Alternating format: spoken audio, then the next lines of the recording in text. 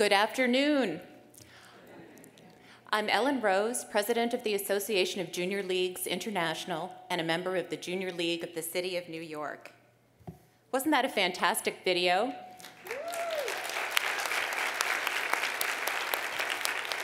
I have to tell you that was put together in-house by our AJLI staff, led by Lori Dodge, and it's going to be available after this session on the conference app and also on the AJLI website. So if you want to use it in any of your meetings back home, it is available. And before we begin, I want to thank especially the wonderful Santee Marching Band for leading us in. Weren't they fantastic?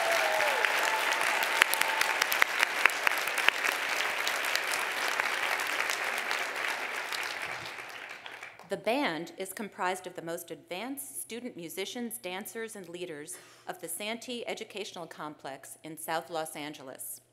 The 9th through 12th grade students are selected by audition and recommendation and must maintain a solid grade point average. The Santee Marching Band reminds all of us of the importance of music education in schools, and we're proud to have these students with us this afternoon. Again, thank you.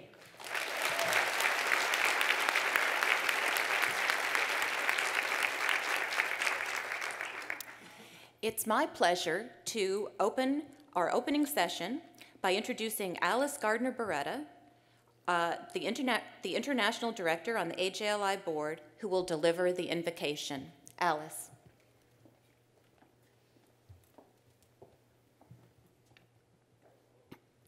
We have come here to participate in and to do the business of our amazing organization, representing and embracing many diverse localities, cultures, traditions, and lifestyles, and with many different views, opinions, and perspectives. As we gather over the next few days, we should be mindful that in our differences there is great strength. We do not all think the same way or believe in the same things, and to be sure, we do not always agree about everything. Yet we are linked by our common humanity and our shared purpose, that of making our communities the very best places they can be. So I call upon you to work together to move our organization and our various communities forward in a spirit of inclusion, mutual respect, and common decency, always keeping an open mind and demonstrating a willingness to question assumptions that may only serve to obstruct our path forward. Thank you, and have a wonderful conference.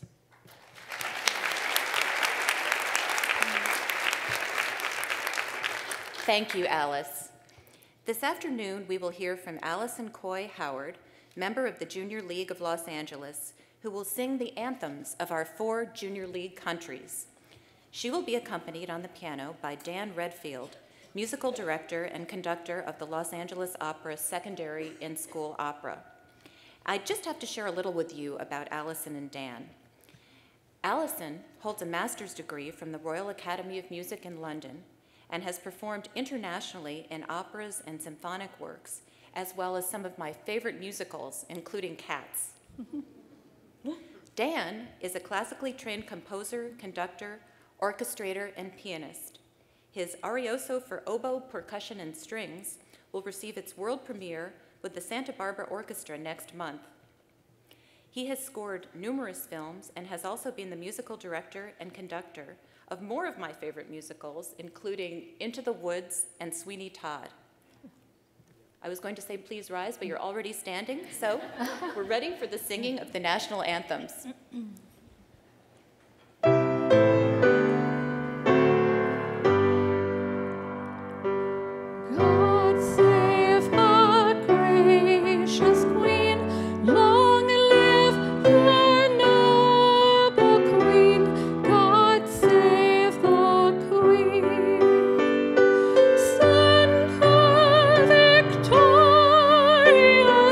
Happy and glorious.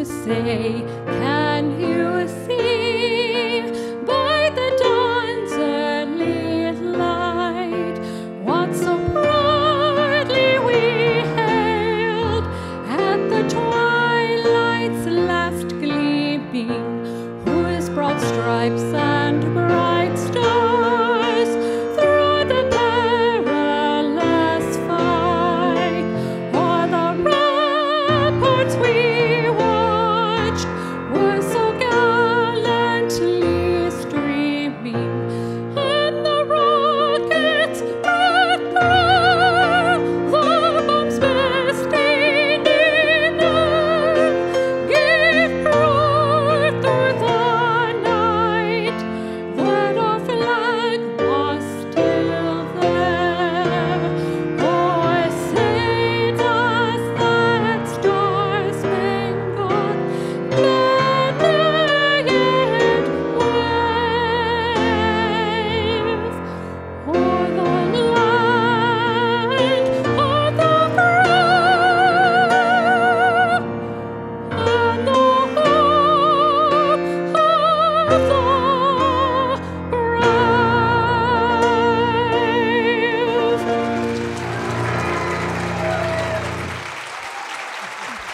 Thank you, Leigh. What an easy way to get a standing ovation. Welcome to all of our countries. You all have beautiful anthems. What an honor to sing them.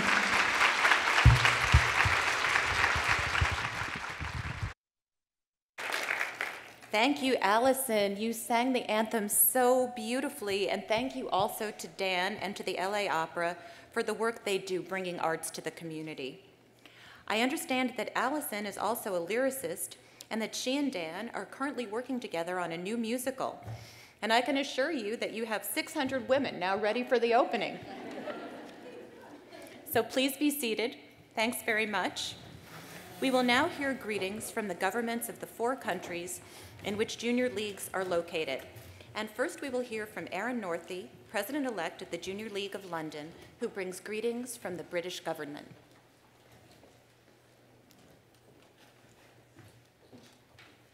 I would like to take this opportunity to congratulate the Junior League of London on its 30th anniversary. The government recognizes its work to promote volunteering, develop the potential of women, and strengthen our communities. Your work makes a real difference internationally.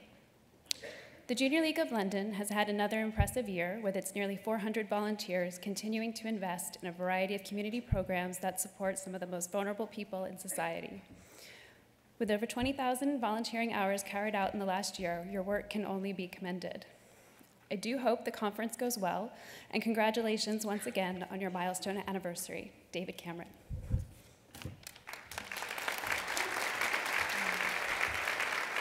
Thank you, Aaron. Next, Luz del Carmen Coro, President-elect of the Junior League of Mexico City, brings greetings from the Mexican government. Mensaje para la 93ª Conferencia Anual de the Association of Junior Leagues International. Estimadas voluntarias, reciban un cordial saludo y mi especial reconocimiento por la loable labor que realizan en los 4 países donde tienen presencia. Ustedes representan una cálida luz de esperanza frente a los problemas más sensibles que enfrentamos como humanidad. Cada una de sus obras y acciones son un gran motivo de inspiración y ejemplo para miles de mujeres que están dispuestas a convertirse en agentes de cambio social. La Asociación de Junior Leagues International es además un llamado a la conciencia del mundo y una invitación a tomar una mayor responsabilidad en la construcción del futuro que queremos para nuestras sociedades. Agradezco particularmente a la Junior League of Mexico City por las valiosas horas de trabajo que dedican a sus voluntarias a mejorar las comunidades que más lo necesitan, brindándoles la mano, impulsando programas innovadores. Con liderazgo, creatividad y determinación, ha logrado incidir positivamente en la vida de millones de mexicanos, ayudándolos a construir nuevas historias de éxito. Deseo que esta 93ª conferencia anual sea una gran oportunidad para compartir experiencias, sumar aliadas, renovar metas y fundamentalmente refrendar su vocación de servicio social. México y el mundo necesitan de la bondad, la tenacidad y la fuerza transformadora de las mujeres para seguir impulsando comunidades más justas y prósperas. Afectuosamente, Enrique Peña Nieto, presidente de los Estados Unidos mexicanos. Message for the 93rd Annual Conference of the Association of Junior Leagues International. Dear Junior League volunteers, it is with my warmest regards that I wish to applaud you for the commendable work that you do within the 4 countries where your volunteer work is present. You are a pillar of hope for the most sensitive issues that we as humanity face. Each of your works and actions are a great source of inspiration, and it's a great example for thousands of women who are looking to become agents of social change. I believe that the Association of Junior Leagues International can be regarded as an institution that not only brings awareness to our communities, but also provides an invitation for all to take on greater responsibilities in the building of a type of future that we all desire for our society. I am particularly grateful to the Junior League of Mexico City for the valuable hours of work their volunteers give into improving the communities that are most in need, while offering a helping hand and promoting innovative programs. With their leadership, creativity, and determination, they have been able to provide a positive impact on the lives of millions of Mexicans, helping each of them build new success stories. I hope that this 93rd Annual Conference will provide each of you with a great opportunity to not only share your experiences and form new allies, but to renew your humanitarian goals as well. Most importantly, I hope this conference affirms each of your callings in social service. Mexico and the world needs the kindness, tenacity, and transforming force of women such as you in order to continue establishing communities that can become more prosperous and just. With affection, Enrique Peña Nieto, President of Mexico. Thank you, Luz. Now we will hear from Susan Simpson, past president of the Junior League of Halifax and national coordinator of the Canadian Federation of Junior Leagues, who brings greetings from the Canadian government.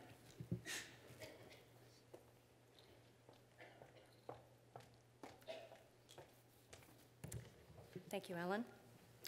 I am pleased to extend my warmest greetings to the members of the Canadian Federation of Junior Leagues, CFJL, attending the 93rd Annual Conference of the Association of Junior Leagues International, AJLI. Founded in 1901, AJLI is committed to promoting volunteerism and to fostering women's leadership and success. Through its membership in Mexico, the United Kingdom, the United States, and Canada, the organization acts as a catalyst for positive change in local communities. This event offers a wonderful chance for you to meet with other women who share your commitment to self-improvement and community building. I am sure that you will leave the conference with a renewed enthusiasm for your mission. Please accept my best wishes for a productive and enjoyable meeting. The Right Honorable Stephen Harper. C'est avec plaisir que je salue chaleureusement les membres de la Fédération canadienne des Jeunes Ligues, FCJL, qui prennent part de la 93e conférence annuelle de l'Association of Junior Leagues International, AJLI. Fondée en 1901, l'AJLI s'efforce de promouvoir le bénévolat et de favoriser le leadership et la réussite chez les femmes. Grâce à sa présence au Mexique, au Royaume-Uni, aux États-Unis et au Canada, cet organisme joue un rôle d'agent de changement positif sur le plan local. Cette conférence vous donne la chance incomparable de faire la connaissance d'autres femmes déterminées comme vous à s'améliorer et à se renforcer la communauté. Je suis sûre que vous repartiriez animé d'un enthousiasme renouvelé à l'égard de votre mission. Je vous souhaite une conférence agréable et des plus productives. Le très honorable Stephen Harper.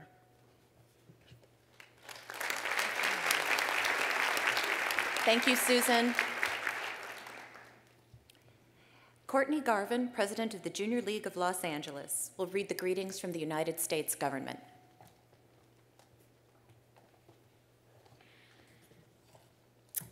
I send greetings to all those attending the 93rd Annual Conference of the Association of Junior Leagues International, Incorporated. When we reflect on our past, we see tireless, forward-thinking women who put their shoulders to the wheel of progress and help steer the course of history. Emboldened by a vision for a brighter tomorrow, they stood up for their beliefs and fought for a future that was fairer and freer. With leagues in 4 countries, your organization can help tackle important global issues and enrich communities around the world. When the junior leagues empower women in a spirit of service and leadership, they can pass on strong traditions of social activism and neighborly compassion to our next generation, a generation who will continue our work toward the future that we know is possible. As you come together in common purpose, I wish you all the best for a productive conference. President Barack Obama.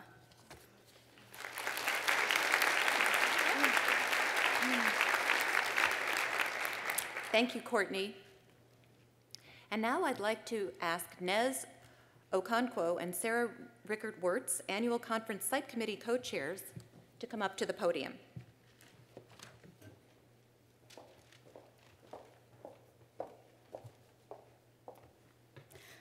Hello, ladies. Welcome to Los Angeles. We are so excited to have you here. We just wanted to let you in on a little secret.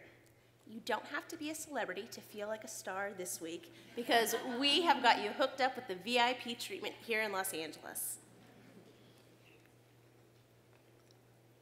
I'm Nez Okonkwo. And I'm Sarah Rickard. And we are the Site Committee co-chairs. The Site Committee has been working all year to make your stay a once-in-a-lifetime experience. I wanted to recognize our Dynamite team, Daryl, Nancy, Nicole, and Chris. I also wanted to thank Mary and LaToya, our office administrators, who have been an integral part of executing this weekend. Our president, Courtney, our board of directors, and all of the amazing AJLI volunteers. And most importantly, I want to recognize AJLI for giving us this opportunity to showcase our beautiful city. Now, ladies, if you haven't stopped by our hospitality desk, please do so soon. We have a fabulous swag bag, and they all have your name on it, so please come by and pick one up. If you're not sure where you want to eat, if you're looking for some good places for some star sightings, we have a fabulous hotspot guide to the city. You can either pick up a paper copy or you have it on your app. Think of the hospitality desk as your home base. We're there to answer all of your questions. In addition, we have some very exciting special events planned. Friday night is what we're calling Friday Ladies' Night Out at the posh Westfield Century City. It's literally right behind the hotel. You can walk there. There will be very special happy hours for all of you. There are special shopping incentives, plus you can get your glam on with discounted blowouts and mini makeovers. So please make sure you take your conference badge to take advantage of all of the deals that are available to you. Saturday afternoon, we hope to see you on some of our incredible excursions. They are all sold out. However, we are just announcing now that we just got a reservation at the famous Peninsula Hotel in Beverly Hills for a tea. It is limited seating. It is $85 a person, and we are doing the reservations today until 6:30. So if you are interested, please come out to the hospitality table, of course, after opening session. And please sign up. Again, reservations only until 6:30 today. And if that's not enough fun, please stop by our AJLI photo booth Saturday night before the awards banquet and make some memories with all of the friends you're going to meet this weekend. And if you have any questions or concerns, please just come by and say hello. We can really help you and point you in the right direction. We want you to love this city as much as we do. Welcome to LA.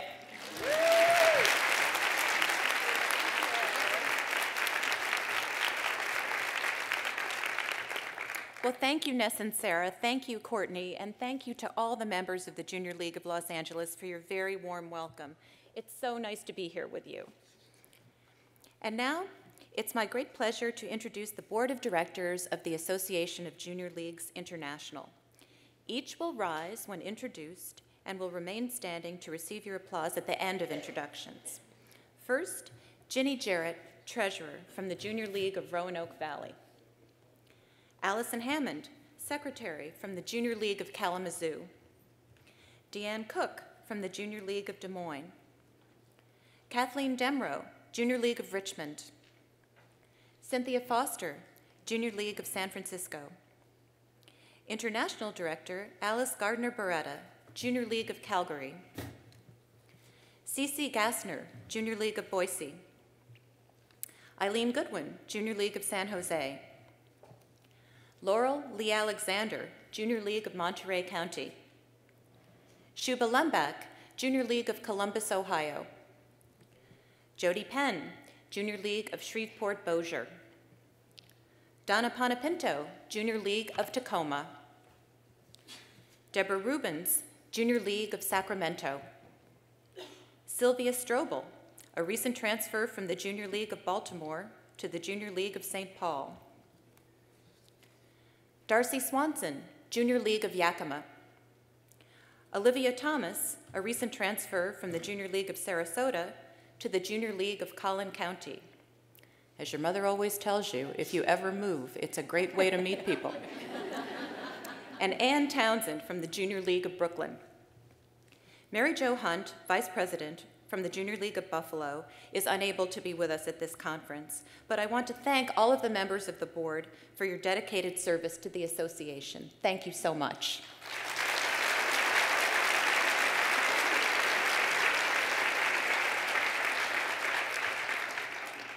Susan Danish, AJLI's Executive Director, is here on the dais with us.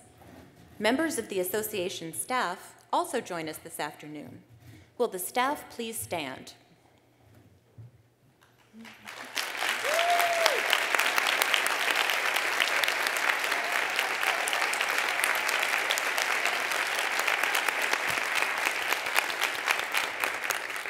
These are the dedicated women and men who work diligently to provide services to all of the junior leagues.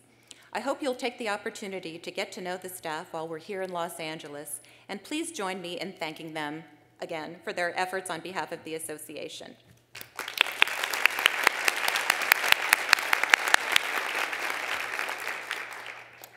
Will the first session of the annual meeting please come to order? The first order of business today is the roll call. However, first we're going to determine if we have a quorum based on the actual attendance of the leagues and the number of proxies reported thus far. Then we will enjoy our traditional celebration of our association of 292 junior leagues in 4 countries, with the association secretary, Allison Hammond, calling the roll of each junior league.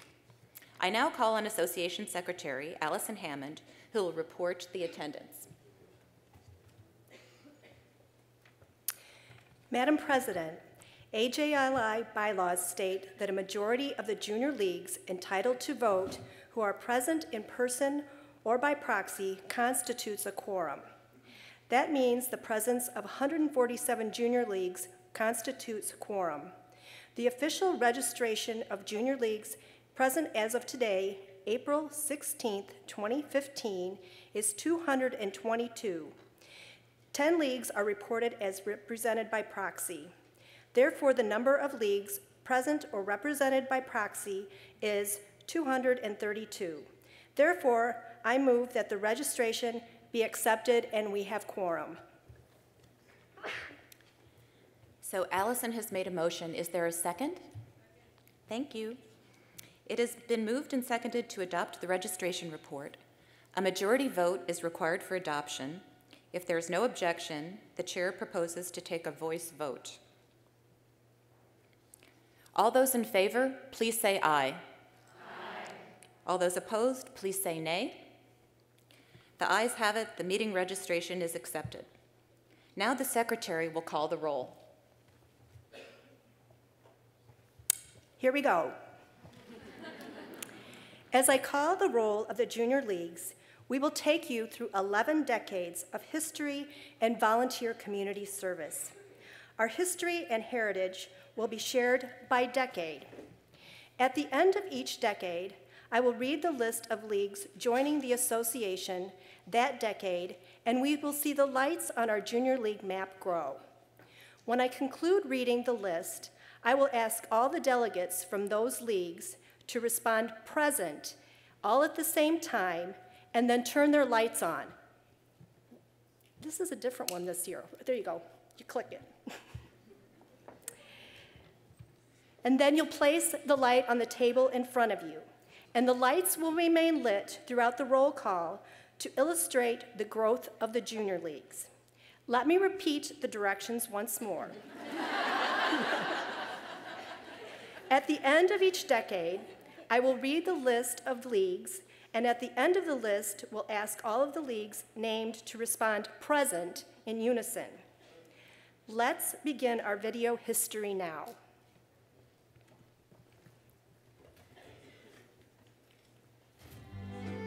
The turn of the century was a time of fast-paced change in the world. The promise of freedom and opportunity lured many immigrants to America's shores. Settlement house workers tackled urban problems and provided desperately needed services to these new arrivals. At 18, Mary Harriman was preparing to enter Barnard College. She possessed a well-developed social conscience and was inspired one day by a lecture on the settlement work being done on New York's Lower East Side. She and her friend, Natalie Henderson, recruited their fellow debutantes to form a group to support the work of the settlement houses.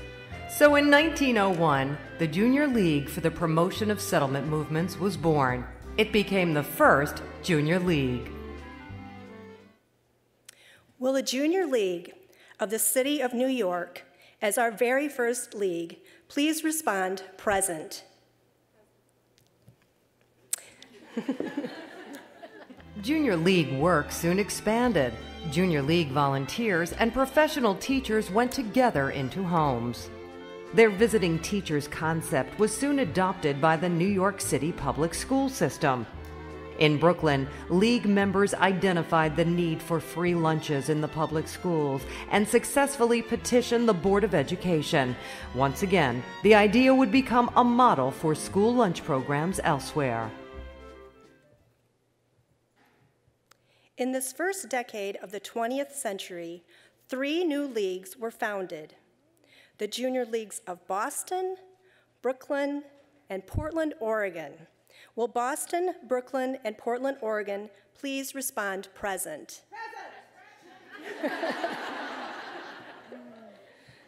During the second decade of the 20th century, the role of women in the public arena strengthened.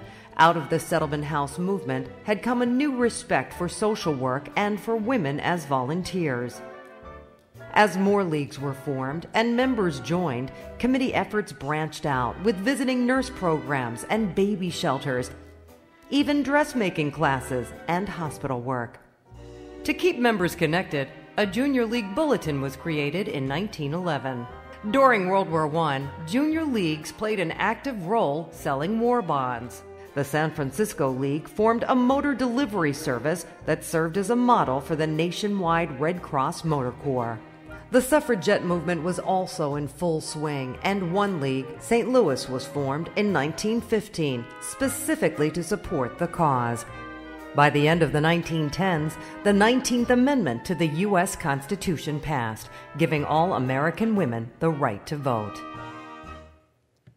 21 additional leagues were formed in this decade: the Junior Leagues of Baltimore, Chicago, Cleveland, Philadelphia, San Francisco, the Oranges and Short Hills, Washington, D.C., Detroit, Kansas City, St. Louis, Atlanta, Milwaukee, Racine, Albany, New York, Chattanooga, St. Paul, Wilmington, Delaware, Denver, Buffalo, Omaha, and Poughkeepsie. Will the 21 leagues prior to 1920 please respond present and light your lights? As the 20s roared in, young women empowered by the vote searched for new roles. With economic prosperity, the leagues looked for ways to expand the cultural horizons of their communities. Children's theater, with early roots of storytelling in the settlement houses, was founded by the Junior League of Chicago. The idea was quickly taken up by more than 100 leagues. League membership continued to grow, and leagues voted to create the Association of Junior Leagues of America in 1921 to manage conferences and the admission of new leagues, as well as to publish the bulletin. In 1929, Ruth Pratt became the first Junior League member and first woman from New York to be elected to the U.S. Congress. She blazed the trail for many League members since, who have translated League training into local or national positions of prominence. During the 1920s, 77 more leagues were formed in the United States and Canada.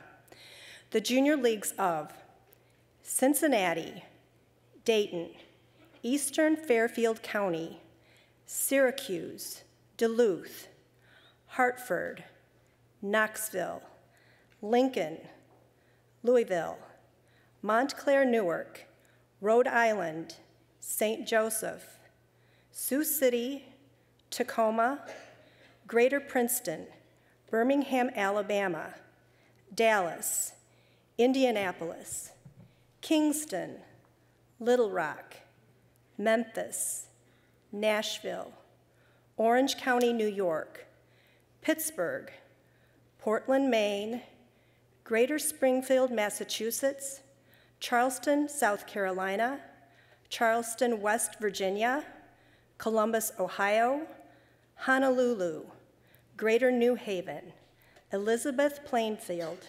Stamford, Norwalk, Tulsa, Winston-Salem, Colorado Springs, Evanston, North Shore, Jacksonville, Lancaster, Lexington, Minneapolis, New Orleans, Reading, San Antonio, Seattle, Columbia, Erie, Grand Rapids, Norfolk, Virginia Beach, Parkersburg, Santa Barbara, Spokane, Wichita, Worcester, Akron, Charlotte, Houston, Los Angeles, Montgomery, Pasadena, Savannah, Toronto, Asheville, Miami, Richmond, Boise, Flint, Greensboro, Oklahoma City, Roanoke Valley, Tampa, Augusta, Harrisburg, Lynchburg, San Diego, Troy, and Williamsport. Will the 77 junior leagues of the Roaring Twenties please respond present and light your lights? Present. Yay. The Great Depression of the 1930s ushered in difficult times, and the need for junior league services rose. Leagues focused on the direct needs of their communities, whether through child lunch programs, anti-tuberculosis campaigns, unemployment bureaus, and homes for disabled children. Some leagues realized that responding to need alone was not enough. 4 Virginia leagues formed the first State Public Affairs Committee, which changed and improved the state's policy toward child foster care. At the end of this decade, the Junior League movement expanded across the U.S. and Canada, as well as into Mexico. During this decade, 36 leagues joined the association. The junior leagues of Fort Worth, Mexico City, Raleigh, Rockford, Des Moines, Greater Elmira Corning, Mobile, St. Petersburg, Binghamton, Schenectady and Saratoga counties, Youngstown, El Paso, Bergen County, Halifax, Huntington, Berkshire County, Rochester, Shreveport-Bossier, Toledo, Tucson, Austin, Cedar Rapids, Hamilton, Burlington, Saginaw Valley, Salt Lake City, Wilkes-Barre, Oakland East Bay, Phoenix, Columbus, Georgia, Morristown, Peoria, Stark County, Macon, Topeka, Durham and Orange counties, and Great Falls. Will the 36 junior leagues of the 1930s respond present and light your lights? The 1940s are indelibly linked to World War II. Canadian leagues drove in the Motor Corps, served in blood banks, and were the first to establish volunteer bureaus to support the war effort, an idea that expanded to the U.S., where Junior League volunteers, with their expertise in recruiting and training, were once again called upon to serve their country.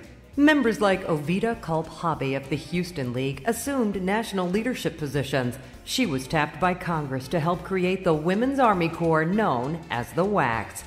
In addition to the war efforts, the leagues created other new services, such as the very first mobile cancer clinic, which was established by the Louisville League. The Junior League movement grew by 23 in this decade. The Junior Leagues of Scranton, Wheeling, Fort Wayne, Jackson, Pelham, Sacramento, the Lehigh Valley, Corpus Christi, South Bend, Amarillo, Beaumont, Waco, Greenville, Greater Orlando, Central Westchester, Texarkana, Albuquerque, Battle Creek, Bronxville, Lansing, Long Beach, Galveston County, and Wyandotte and Johnson counties. Will the Junior Leagues of the 1940s respond present, and please light your lights? In the 1950s, the Junior League began to face ever more societal changes. With returning GIs and the formation of numerous new families, a home with children in the suburbs became the norm for many women. Nearly 150 junior leagues were involved in remedial reading centers, diagnostic testing programs, and programs for gifted and talented children. The Junior League of Mexico City extended its work to the blind. A visit from Helen Keller brought international recognition, and by 1962, the League had built the most comprehensive center for the blind in the Spanish-speaking world. With TV in its infancy, junior leagues were among the first to push for quality programming for children and collaborated in the development of educational TV. Junior leagues were involved in more than 300 arts projects and multiple partnerships in many cities to establish children's museums and other cultural outlets. Throughout their history, leagues have found innovative ways to raise funds to support their work. Thrift shops, follies, galas, markets, and more. Though Augusta, Georgia wrote the very first cookbook, it was with the publication and astute marketing of Charleston receipts that the cookbook, as a fundraiser, gained a momentum that continues today. In the 1950s, 21 more leagues joined the association.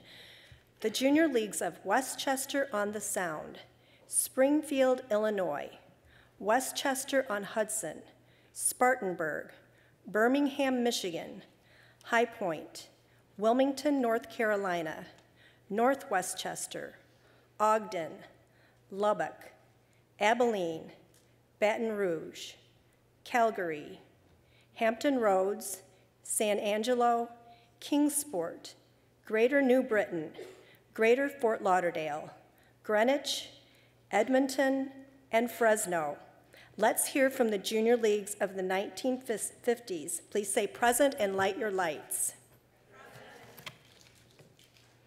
The 1960s brought everyone, including the Junior League, into a new reality. Young women were no longer expected to simply marry and settle down. Monumental shifts were at work in women's lives and dreams. The League's long commitment to the arts flourished with reading programs, art appreciation, music, and nature. Historic preservation projects became a popular community contribution. Environmental issues also became a concern. The Junior League of Toledo produced Fate of a River, a documentary on water pollution, resulting in League members being asked to testify before Congress. In the 1960s, 22 more leagues joined the association.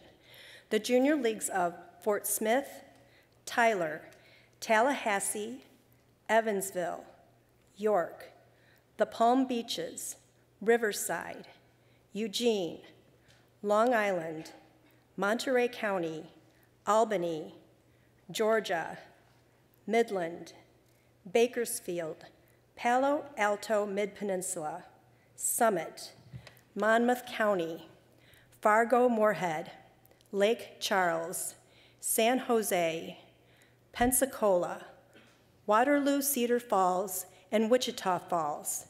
Will the junior leagues of the 1960s say present and light your lights?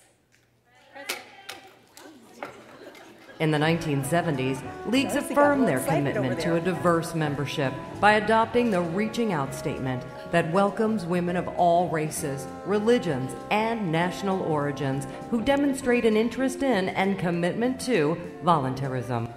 Leagues expanded their participation in public affairs. Impact was a 4-year collaboration of over 200 leagues with the U.S. government to improve the criminal and juvenile justice systems. St. Louis designed teen outreach to increase graduation rates and reduce teen pregnancy. It was recognized and replicated association-wide. Leagues provided training for retirees to become community volunteers through an association pilot, Project VIE. Despite the growth of the organization, this was also a time when the role of the volunteer was questioned by women's groups who felt their fight for equal rights for women clashed with the idea of volunteerism. Association leaders went on record validating volunteerism as a significant avenue for women to achieve leadership positions. Their voices were heard. In the 1970s, 24 leagues joined the association. The junior leagues of Billings, Orange County, California, Las Vegas, Pine Bluff, Clearwater, Dunedin, Champaign-Urbana, DeKalb County, Lafayette, Greater Lakeland, Owensboro, Alexandria, Gainesville, Huntsville, Cobb Marietta, Sarasota, Tuscaloosa, Springfield, Missouri, Greater Alton, Fayetteville, Odessa, Pueblo, North Little Rock, Gaston County, and Reno. Will the junior leagues of the 1970s say present and light your lights? In the 1980s, junior leagues took on new and often controversial issues. Leagues helped gain passage of the first federal legislation to address domestic violence, the Family Violence Prevention and Services Act of 1984. In 1985, the Junior League launched Woman to Woman, a 3-year international public awareness program addressing alcohol abuse among women. More than 100 leagues participated. In 1986, the Junior League of Los Angeles was the first league to tackle AIDS, a daring new addition to the league's agenda. Leagues continued their work with children through programs like Project LEAD, an international leadership training program for marginalized youth. This was also the decade when a former Junior League of Phoenix president, Sandra Day O'Connor, was named the first woman to the U.S. Supreme Court, and the Junior League movement expanded to the United Kingdom. In the 1980s, 35 leagues joined the association. The junior leagues of Bristol, South Brevard, Kalamazoo, Richardson, Athens, Longview, Quad Cities, Yakima, Charlottesville, Arlington, Monroe, Annapolis, Central and North Brevard, Norman, Victoria, Boca Raton, Collin County, Daytona Beach, Johnson City, Northern Virginia, London, Sioux Falls, McAllen, Harlingen, Manatee County, Fort Myers, Fort Collins, Lawton, the Emerald Coast, Ann Arbor, Morgan County, Bryan College Station, Bell County, Ocala, and Florence. Let's hear from the leagues of the 1980s. Please say present and light your lights. The 1990s was a decade of prosperity, with more women as the primary wage earners in the family, more women in business and in government. Leagues were leading the march for policy change at the top as members continued to advocate for critical issues like domestic violence with the Silent Witness Initiative. Building on environmental concerns, the Junior League of Mexico City began their country's first substantive recycling project, and they were instrumental in the passage of environmental legislation in Mexico. The Junior League of Cleveland encouraged leagues to come together, and so the association initiated the Don't Wait to Vaccinate campaign, an international awareness program to prevent childhood illnesses. The campaign was implemented by all 276 leagues. And it was in the 90s that AJLI established the Mary Harriman Community Leadership Award to recognize outstanding women who, like our founder, have made a lasting difference through their lifelong commitment to volunteerism. 23 leagues joined the association in the 90s. The junior leagues of Douglas County, the Woodlands, formerly the Junior League of North Harris and South Montgomery counties, Gwinnett and North Fulton counties, Greater Winter Haven, Anniston, Calhoun, Anderson County, Eau Claire, Olympia, Madison, Gainesville, Hall County, Indian River, Kane and DuPage counties, Jackson County, Las Cruces, Palm Springs Desert Communities, Napa, Sonoma, Murfreesboro, Lufkin, the Flint Hills, Lee County, Moore County, Greater Covington, and Northwest Arkansas. Will the leagues of the 1990s please respond present and light your lights? As we marked the centennial, the Junior League movement celebrated 100 years of dedicated volunteer service and the vital role women can play in our society. In recognition of its legacy, AJLI was chosen to co-chair the U.S. Committee in the United Nations International Year of the Volunteer. Today, as we're headlong into the 21st century, the Junior League finds itself ever true to its mission. Whether it's nutrition education programs for children, helping people rebuild after a hurricane, or teaching a whole new generation about the power of volunteering, Junior League members continue to have an impact, and we continue to add leagues to the association. We've welcomed 6 leagues to the association thus far this century. The junior leagues of Martin County, Champlain Valley, the Shoals, San Joaquin County, Guadalajara, and Panama City. Will the 21st century leagues please say present and light your lights?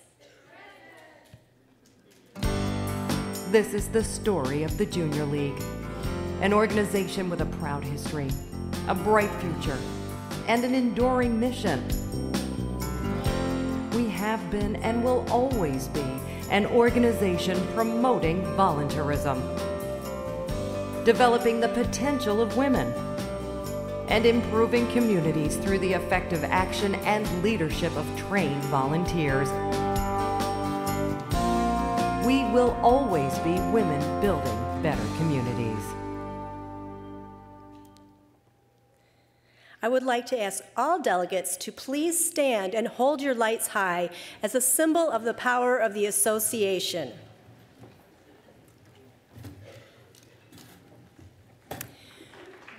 We have called the roll, we have honored our past 114 years of service, and we have set the stage for the next 100 years. Our history shows us how we have always met the changing needs of our communities and our times, as we've continually reimagined the leadership of women to meet those needs.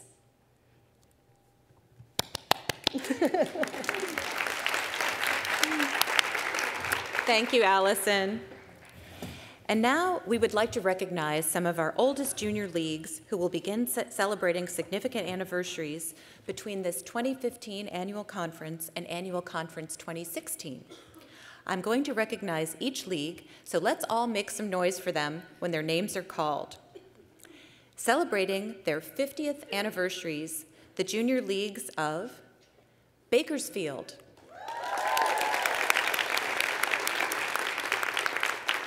Fargo-Moorhead, Monmouth County, and Palo Alto Mid-Peninsula.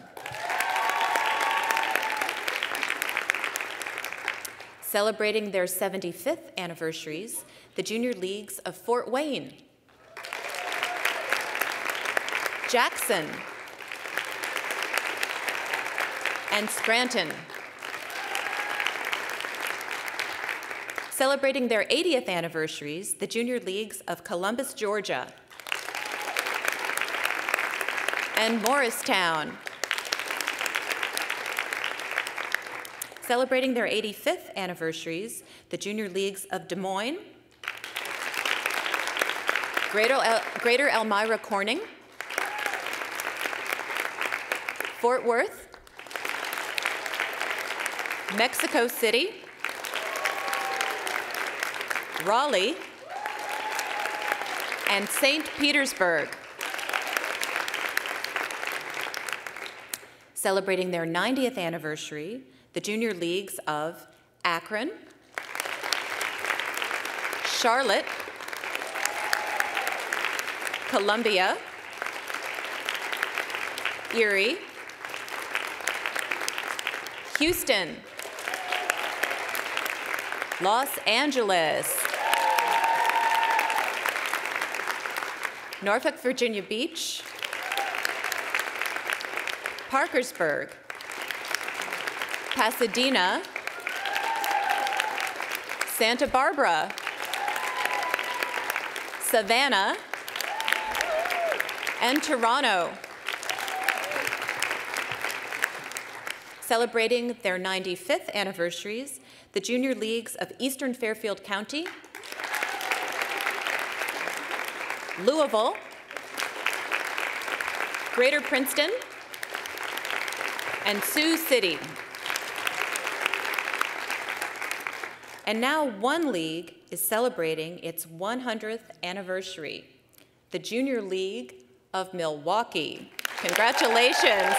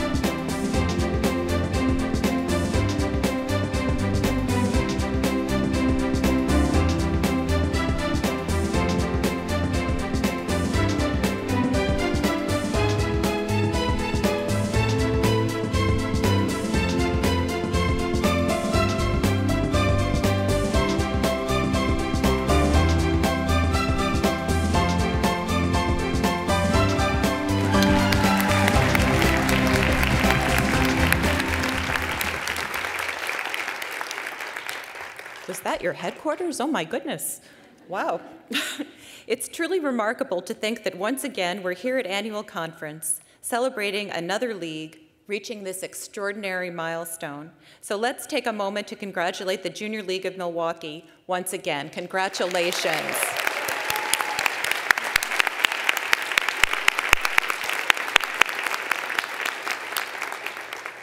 Congratulations to all of our anniversary leagues. We have plaques for you at registration, and we encourage you to bring them with you to the green room during the cocktail reception or after the award ceremony on Saturday evening for an official photo. So now, we honor our past and look to the future And I'm pleased to welcome our delegates from the Junior Women's Association of Greenville, North Carolina. Please stand.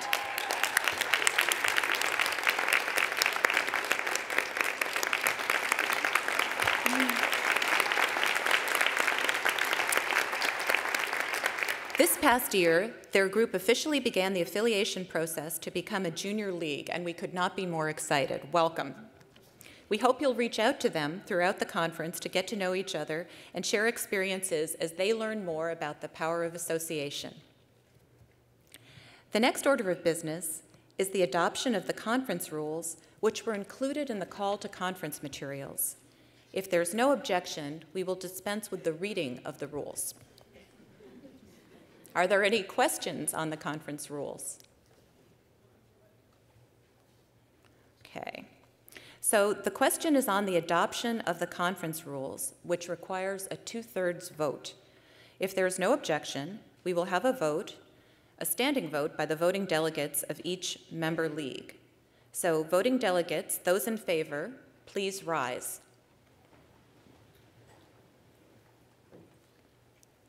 Thank you. Those opposed, please rise.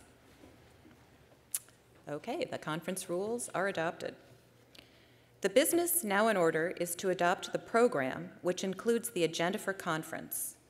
The question is the adoption of the program, which requires a majority vote. Is there any discussion? Are you ready for the question? If there's no objection, we will have a voice vote. So those in favor of the adoption of the program, please say aye. Aye. Those opposed, please say no. The conference program is adopted. The minutes of the 2014 annual conference have been approved by the Minutes Approval Committee in accordance with the procedure established on page 6 of the conference rules. The chair now calls on Association Governance Chair Laurel Lee Alexander, who will thank the 2014 to 2015 Governance Committee, announce the results of the AJLI 2015-2016 elections, and introduce the newly elected members of the Association Board of Directors and the Association Governance Committee. Laurel. Thank you, Madam Chair, and good afternoon, everybody. It gives me great pleasure to introduce the 2014-15 Association Governance Committee, and I will start with the outgoing Governance Committee members, whom I thank for 2 years of service. Gretchen Garceau-Craig from the Junior League of San Antonio, Ruth McGuire, Junior League of Milwaukee, celebrating their 100th anniversary, Elizabeth Tominski, the Junior League of Boston, Danielle Wilberg, Junior League of Champaign-Urbana, and Bette Williams, Junior League of Columbia. Outgoing committee members do not attend annual conference as part of their committee responsibilities, but Danielle Wilberg is here helping to represent the Junior League of Champaign-Urbana, and I'm happy to recognize her. Danielle, please stand.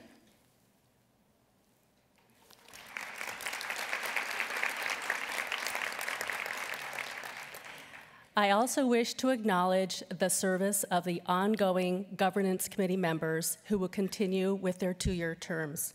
These women are here at annual conference. Anne Marie Colombo, Junior League of Douglas County, please stand. Betsy Conway, Junior League of Charlotte, and Gwen Londrigan, Junior League of Clearwater, Dunedin. I encourage delegates to seek out and speak with Governance Committee members throughout the conference or here at the governance table just outside these doors to learn more about leadership opportunities with the association, which positions are being slated for terms starting in 2016, and how you can help identify future leaders. I am now very pleased to announce the results of the association elections for members of the AJLI Board of Directors and Governance Committee. I will first announce the results for members of the Board of Directors. I will begin with the newly elected officers and then the newly elected directors. Please hold your applause until the end of the introductions. Carol Scott, Junior League of Pasadena, has been duly elected by the Junior Leagues as the 2015-16 President-elect. At the conclusion of her term, she will automatically assume the position of Association President for a 2-year term, 2016 to 2018. Renee Tusi, Junior League of San Francisco, has been duly elected by the Junior Leagues as Association Treasurer 2015 to 2017. Members of the Board of Directors who have been duly elected by the Junior Leagues as at-large directors to serve a term of 3 years from 2015 to 2018 are Carol Goodman, Junior League of Baltimore, Ingrid Jacobson, Junior League of London, and Audrey Ring, Junior League of Greater Fort Lauderdale. Coyo Munoz, Junior League of Mexico City, has been elected to serve a 3-year term as International Director. Although designated as the International Director, she serves on behalf of all of the Junior Leagues. The member of the Board of Directors who has been duly elected by the Junior Leagues to serve as Governance Committee Vice Chair is Cynthia Foster, Junior League of San Francisco, for a 1-year term, 2015 to 16. At the conclusion of that year, she will assume the position of Governance Committee Chair 2016-2017. And as a reminder, last year, Donna Panapinto, Junior League of Tacoma, was elected as Governance Vice Chair. She will assume the position of Governance Chair beginning 2015-16. Please join me in congratulating all of the incoming Board of Directors.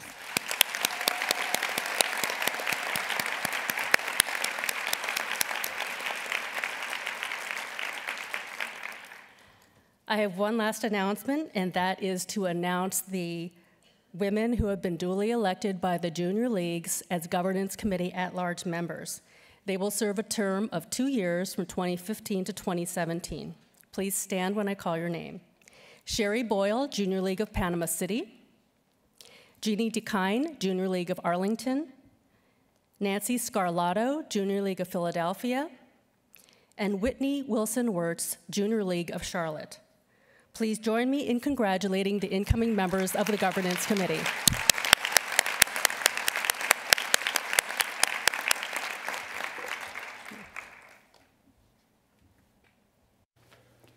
Thank you, Laurel, and congratulations to all those who have been elected. And now the chair calls on Association Treasurer Ginny Jarrett.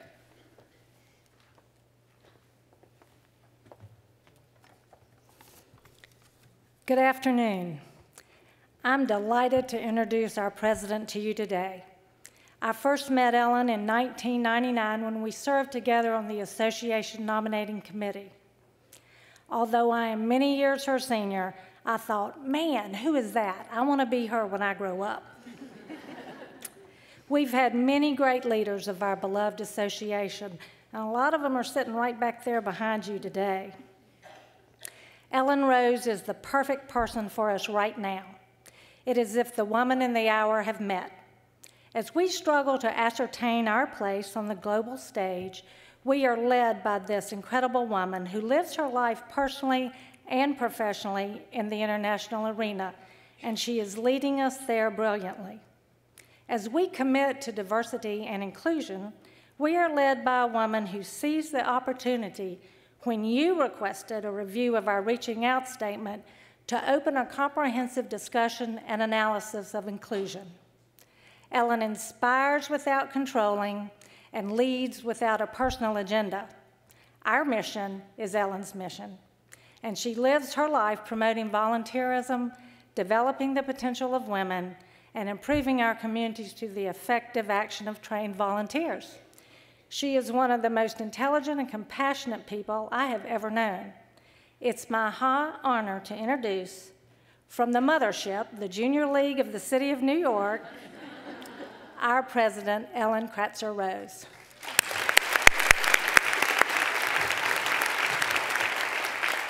Thank you, Ginny.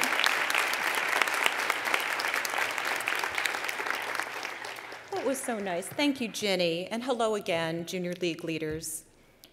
So, if anyone doubted the concept that energy begets energy, then they've never been to a Junior League annual conference.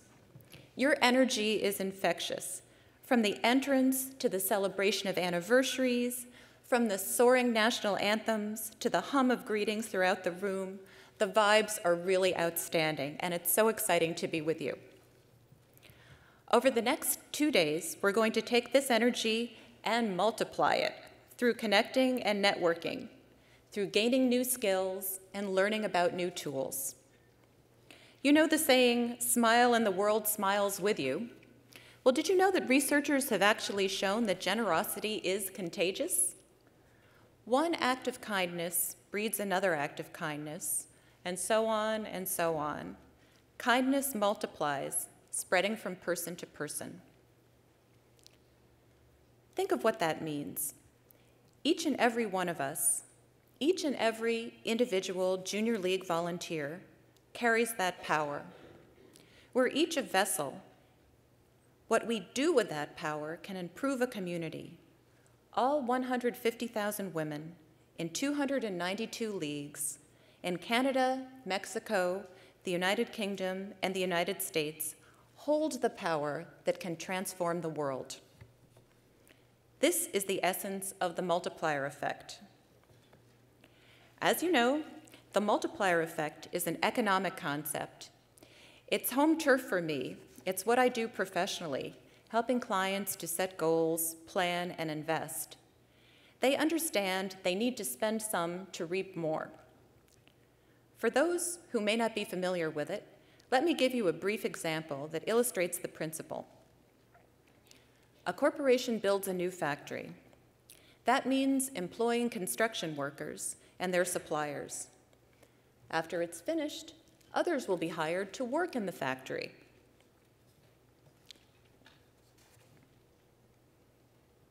Indirectly, the new factory will stimulate employment opportunities for workers in restaurants, gas stations, maybe even a hotel.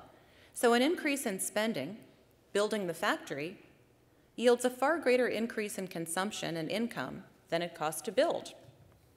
It's real, it's measurable, it's how our economy grows. Now bring it home. We live the multiplier effect in our communities every time we create a collaboration or start a new initiative or build on an existing one. We must begin by spending our time, our talents, our money. And when we do, the lives touched, the changes realized, the impact made is far beyond the initial amount we gave. This past year, I've had the honor of visiting many leagues, and I've seen firsthand. I've been so impressed with your time, your talent, and treasure, and what you've created, such as in Texas, visiting a house built by the Junior League of Fort Worth to provide a safe and supportive place for women in transition to live. In South Carolina, seeing the Junior League of Columbia distribute over $100,000 in community enrichment grants to some amazing local not-for-profit organizations in their city. In Georgia, visiting the state capitol with the Junior League of Atlanta to speak with legislators about human trafficking. The multiplier effect was also evident in the work we all did around diversity and inclusion this past year. A request by the junior leagues to look at our Reaching Out statement grew into much, much more. A thorough and thoughtful exploration of diversity and inclusion and our shared values. That work, led by the AJLI board, with the active involvement of you, the junior leagues, will come together at this conference where we'll discuss a new commitment to diversity and inclusion statement. We find another example of living the multiplier effect in our leagues with state public affairs committees, or SPACs. Look at the difference the New Jersey SPAC has made on human trafficking, or the California SPAC on perinatal depression.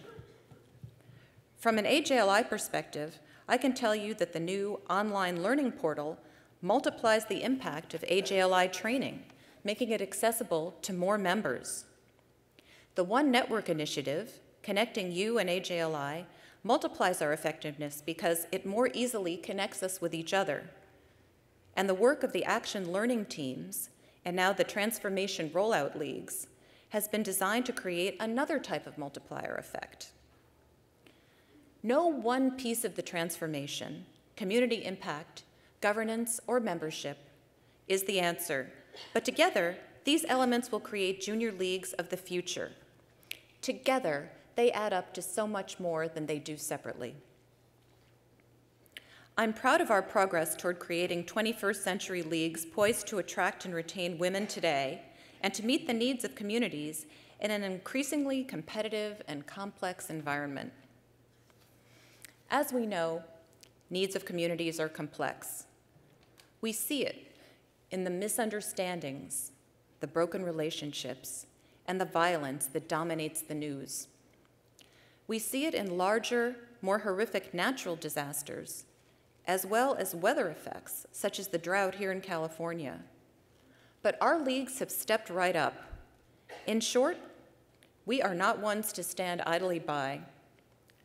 Most simply, this is about the power of association, of all of us, the leagues and the association, together, tackling societal issues by nurturing leaders who can spread change. Building women civic leaders creates the multiplier effect. One leader whose actions influence one set of people, who in turn touch the lives of yet more people, who in turn touch the lives of others, and so on and so on. And this is how lasting change begins. This is how we make a difference in organizations, in communities, and in the world. Think about the image of the multiplier we see in the meeting logo. Now let's step back. More precisely, let's go to our roots. A square root of a number is a value that can be multiplied by itself to give the original number. So as you will recall, the square root of 9 is 3, the square root of 25 is 5, and so on. So what are our roots? Well, our roots stretch back 114 years, all the way back to being founded by social activism pioneer Mary Harriman in 1901. For more than a century, the women of the Junior League have confronted society's most pressing issues and tackled its toughest problems, leaving a legacy of reform like no other. And it's because of those who came before us that we have many of the privileges we now take for granted.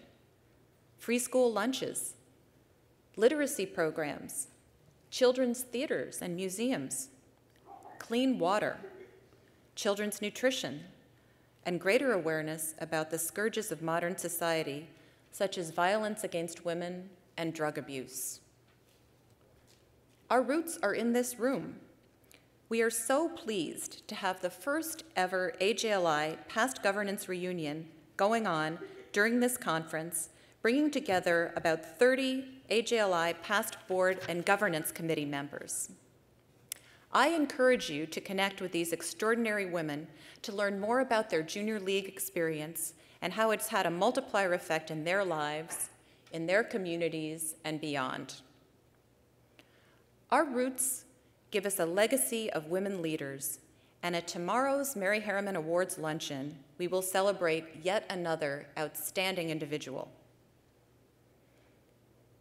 And our roots are inextricably connected to our financial standing, which I am pleased to report is solid. We are on track to deliver a break-even budget. Our funds have been used wisely to create the Junior League of the future, because truly, everything we do is designed to make our funds go farther. We were pleased with the results of our first ever annual fundraising appeal, which was strictly to past AJLI governance leaders, and we're excited about our growing relationships with Colgate-Palmolive and Lincoln. So what is the state of the association? We are changing, and we're effecting positive change. Let me conclude with one final mathematical principle related to multipliers that is the notion of perfect squares. Perfect squares are the squares of whole numbers, meaning 0, 1, 2, 3, 4, 5, and so on. And I'm not bringing this up to suggest that the Junior League is perfect or that we're square. We know we're not. We also know we're making tremendous strides. We're in a world of continuous and accelerating change. We're working hard to keep up with that change, hopefully to get ahead of the curve. We have a lot of the right initiatives in place, and we have more to do. But the concept of perfect squares is not about being without fault or not needing to make adjustments. It simply means being whole, not partial, no fractions. We need to think about and act on and embrace the whole. We can use the annual conference as an analogy. There are all these tremendous individual parts. Each one is great on its own. The opening ceremony full of history, a fun-filled opening reception, 2 days of workshops and panels, our luncheon, our keynote speaker, our closing banquet where we honor outstanding league accomplishments, and our annual business meeting to move the association forward. Add to all of these the generosity of the host league, the Junior League of Los Angeles, and the power of 600 smart, caring women all together in one place. Do we not see how the whole is much greater than any one part? It's all of these elements combined that make the annual conference such an outstanding event.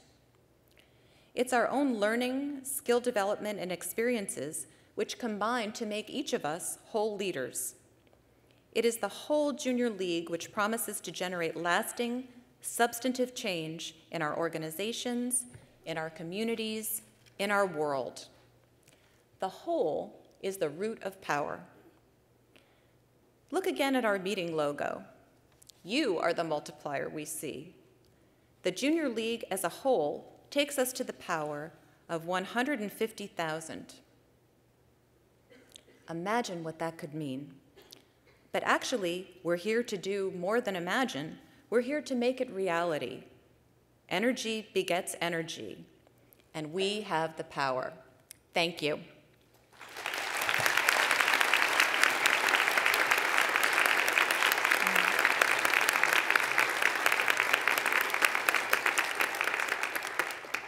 So before we adjourn this session, I have just a few announcements.